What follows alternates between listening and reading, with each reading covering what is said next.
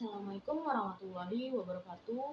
Perkenalkan, nama saya Dewi Salvika Nini dari program Studi Pendidikan Bahasa dan Sastra Indonesia dengan NIM 23050706028.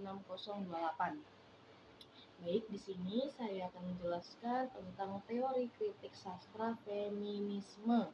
Nah, kalian ada yang tahu kan apa sih itu definisi dari kritik? Kritik itu diartikan sebagai penilaian terhadap suatu fenomena yang terjadi dalam masyarakat.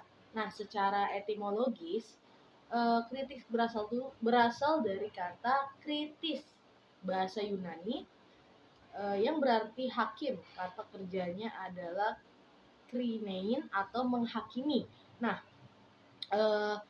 kata tersebut juga merupakan pangkal dari kata benda kriterion, dasar penghakiman. Dari kata tersebut kemudian muncul kritikos yang menyebut hakim karya sastra. Baik, kita lanjut ke kritik sastra feminis. Nah, masuk ke kritik sastra feminis, definisinya yaitu merupakan pendekatan kritikal yang berfokus pada pengalaman perempuan dalam berbagai karya sastra. Nah, biasanya pendekatan ini tuh menggunakan sudut pandang pemikiran feminis untuk menganalisis dan menggali makna dalam karya tersebut. Jadi, secara sederhana, kritik sastra feminis memandang sastra dengan kesadaran khusus terhadap peran jenis kelamin dalam budaya, sastra, dan kehidupan kita. Kita lanjut ke masuk ke dalam konsep. Nah, di dalam konsep kritik feminis yaitu membahas masalah kaum perempuan adalah membedakan antara konsep seks atau jenis kelamin dan konsep gender. Nah, pengertian jenis kelamin itu merupakan penafsiran atau pembagian dua jenis kelamin manusia yang ditentukan secara biologis yang melekat pada jenis kelamin tertentu. Nah, misalnya jenis kelamin laki-laki adalah manusia yang memiliki jakala atau kala menjing dan memproduksi sperma. Lanjut.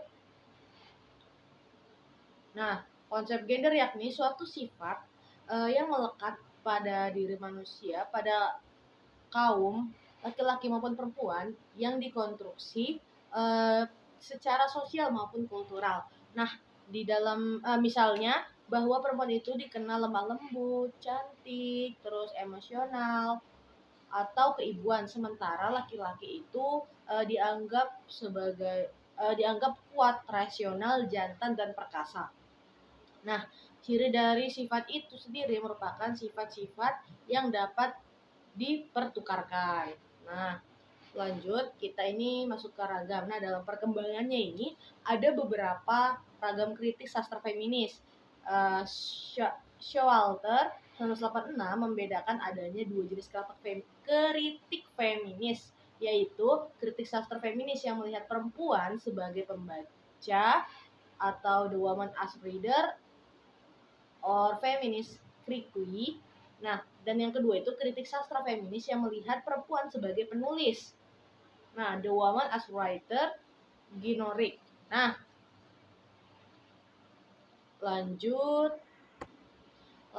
kritik sastra feminis itu aliran perempuan sebagai pembaca itu memfokuskan kajian pada citra dan stereotip perempuan dalam sastra, pengabdian dan kesalahpahaman tentang perempuan dalam kritik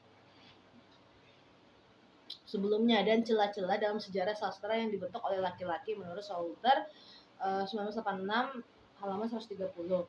Nah, kritik sastra feminis, ginokritik, meneliti sebuah karya sastra perempuan yang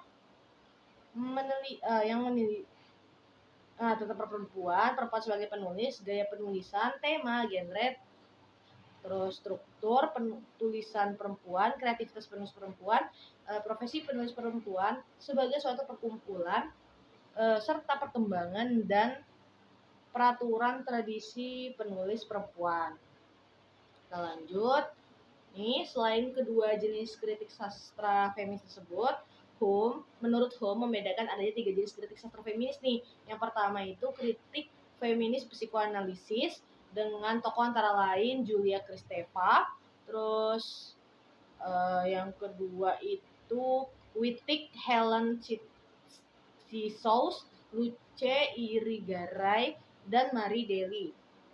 Nah, yang kedua ini kritik feminis Marxis dengan tokoh antara lain Michelle Barrett dan Patricia Stokes. Nah, dan ketiga kritik feminis hitam dan lesbian dengan tokoh antara lain Barbara Smith, Ellie Bukin, dan Barbara Gray. Nah, lanjut kita masuk ke penerapannya. Nah, penerapan kritik sastra feminis itu pada umumnya sama dengan tahapan kritik sastra lainnya. Secara sistematik kegiatan ini diawali yang pertama memilih dan membaca karya sastra yang akan dianalisis dan dinilai kelebihan dan kekurangannya. Selanjutnya menentukan fokus masalah yang sesuai dengan perspektif kritik sastra feminis, misalnya melalui sudut pandang perempuan, tentang penulis perempuan, atau mengenai cara tokoh-tokoh perempuan menghadapi masalah dalam kehidupannya di masyarakat. Misalnya dalam masalah pendidikan, sosial, budaya, politik, kesehatan, dan lain sebagainya. Kita lanjut nih ke penerapan selanjutnya. Yang ketiga, melakukan kajian pustaka untuk memahami sejumlah konsep teoritik yang berhubungan dengan fokus masalah yang akan dianalisis dengan tulisan kritikus maupun peneliti sebelumnya yang membahas masalah yang sama atau mendekati. Yang keempat, itu mengumpulkan data primer maupun sekunder relevan dengan fokus masalah yang akan dianalisis. Selanjutnya itu yang kelima itu menganalisis data dengan menggunakan perspektif kritik sastra feminis. Dalam hal ini dapat dipilih ragam kritik sastra feminis yang sesuai dengan masalah yang akan dianalisis. Selanjutnya yang keenam itu menginterpretasikan dan memberikan penilaian terhadap hasil penelitian dengan ragam kritik sastra feminis yang dipilih. Kita lanjut yang terakhir ini menuliskan laporan kritik dengan menggunakan bahasa yang sesuai dengan media yang akan dipilih untuk mempublikasikannya. Ragam bahasa Indonesia baku akan dipilih ketika tulisan akan dipublikasikan ke terbitan ilmiah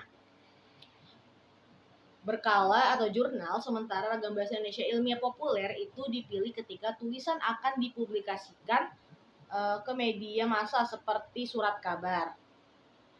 Oke, mungkin itu saja yang bisa saya sampaikan terkait teori kritik sastra feminis. Kurang lebihnya mohon dimaafkan. Wassalamualaikum warahmatullahi wabarakatuh.